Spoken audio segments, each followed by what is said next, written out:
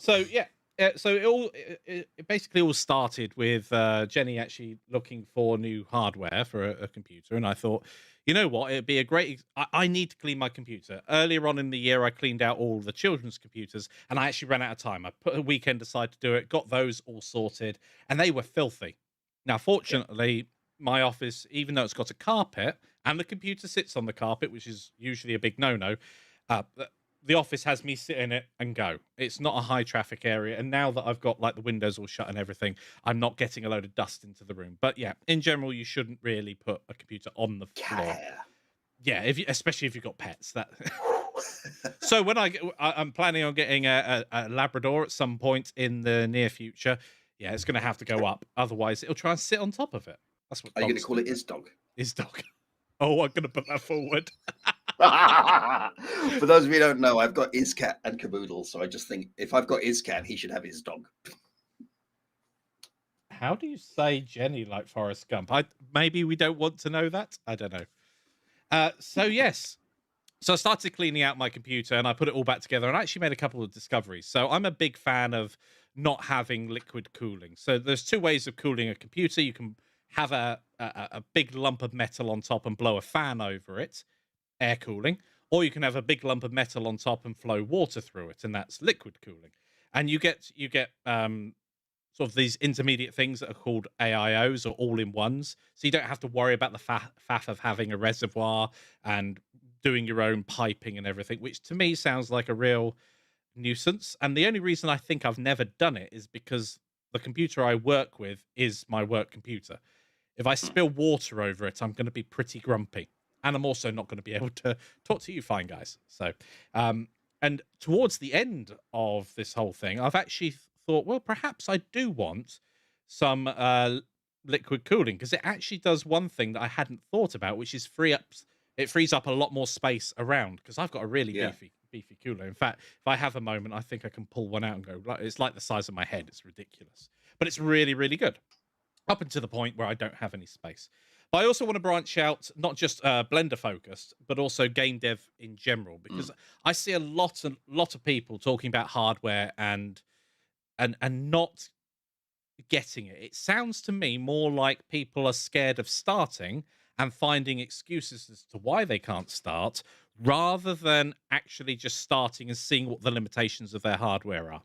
And I've been on multiple forums, and whether it's Blender artists or Facebook groups, and there are plenty of Facebook groups out there. And I think a lot of people mean well when they try and give people advice and information, but some of it comes from, unfortunately, ignorance. They're saying something and repeating it without knowing the reason why that thing is right or wrong.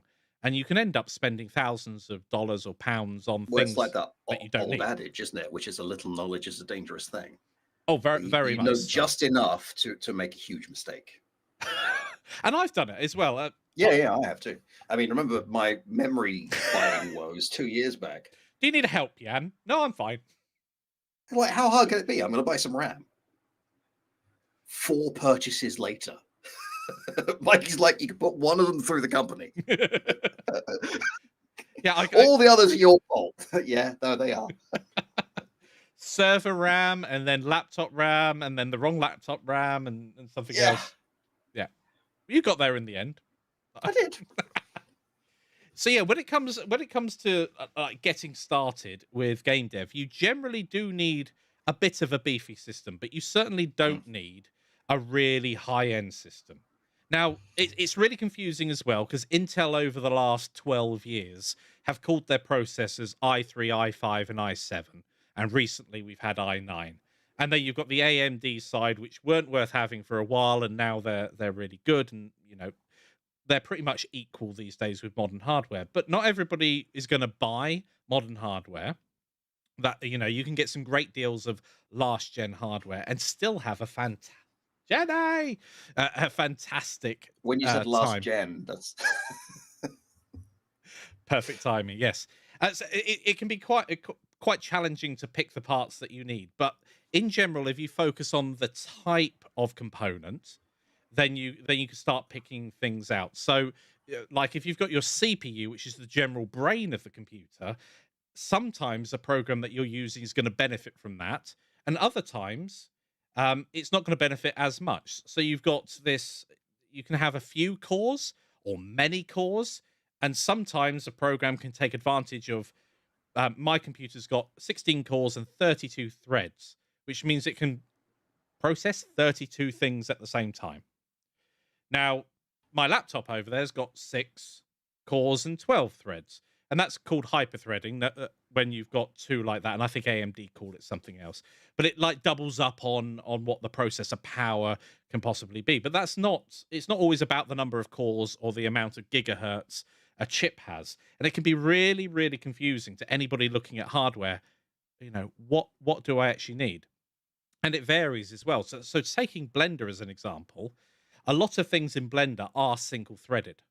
So those 16 cores are a real waste, even if you're doing physics simulations. But if it comes to doing some things that aren't, like rendering, if I fill up the amount of RAM on my graphics card, I've got lots more RAM on my computer that I can use instead. And therefore, I can use the CPU to render out, and then it will use all of those cores. Jenny's got wasn't impressed with DDR5 RAM right now.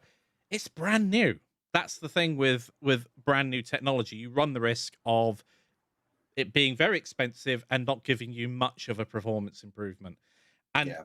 generally, when it comes to DDR5, 4, 3, it really doesn't matter how much, how fast that memory is.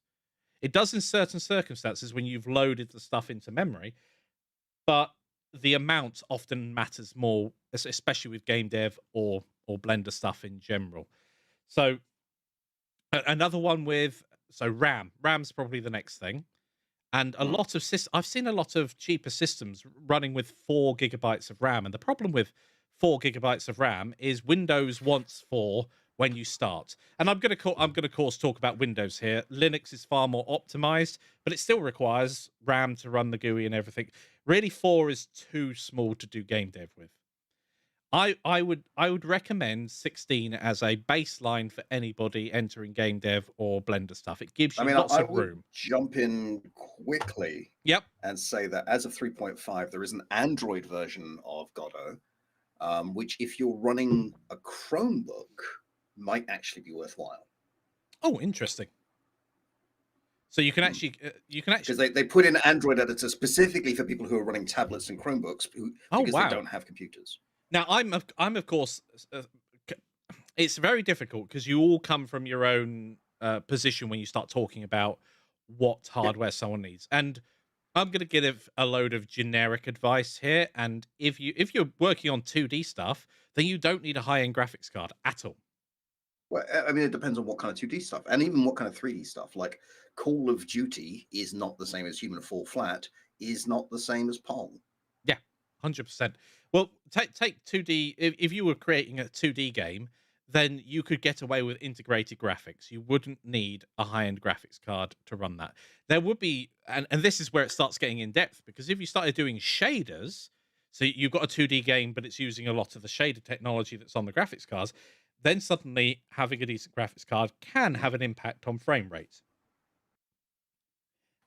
Yes, Rotterick, you're quite right there. In fact, during the video, I mentioned the fact that I'm actually running Windows at the moment, and let's have a look. And I tab out the Task Manager, and I'll do it right now. I'll tab out to Task Manager, and I'm currently using 14.6 gigabytes. And I genuinely don't have much open. I've got OBS open so you guys can see me. I have got Chrome open. I've got 3 tabs. So I'm not actually, really going for it. But Windows and all operating systems will utilize the RAM you give them up to a certain point. The other day it was up at 20, and I had a video editor open. So it does depend on what you do. I'm the sort of person. I'm using 4 gig of RAM, but then again, I'm not streaming. Yeah. I mean, I'm talking to you, but I'm not, running OBS and doing all the other stuff. Yeah. Obviously, depending on what hardware you've got plugged into your computer, that'll chew up some memory as well. So I've got like my audio interface and things like that. I don't know how much memory those things chew up. If I was to look at my thing here. OBS Studio at the moment is consuming 1.2 gigs, and Edge is consuming another gig. So you can see those things very quickly can add up. If I you didn't know people used Edge. Hmm? I didn't know well, people Edge used Edge is now based upon Chrome, so it's good again. And But what about Bing? Bong, Bing, Bing. No, the original Bing horrible, but it can be interesting looking at search results. Earlier on, I was trying to look for something, and I started off, and I was like, why are these search results rubbish? Oh, I'm using Bing. So in the Bing search engine, I searched for Google like everybody does, clicked on the Google link, and then searched the thing that I wanted to search. I think that might actually be Bing's marketing material. Why are these search results rubbish? Oh, it's Bing. Sometimes they're good, specifically for Microsoft stuff, but other times they're really, really rubbish. I mean, I have my own problems with Google, but not really relevant right now.